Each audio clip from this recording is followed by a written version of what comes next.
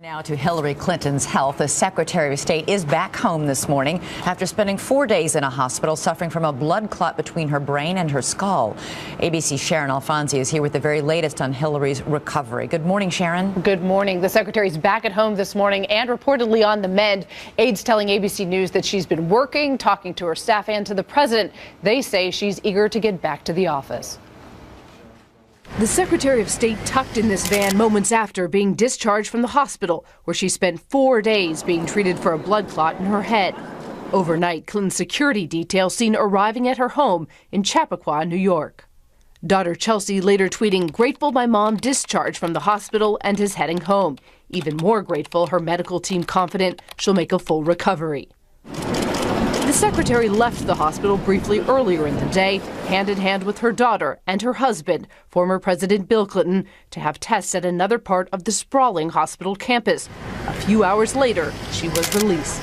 The long-term prognosis for someone who's had a clot in this vein is very good. Neurosurgeons tell me that 3 to 6 months of anticoagulant is the norm. And then if her scan is clear at that point, she'll be off the drugs and can resume a full and active life. The health scare has sidelined the secretary since mid-December. This, the first time she's been seen in public in more than 3 weeks.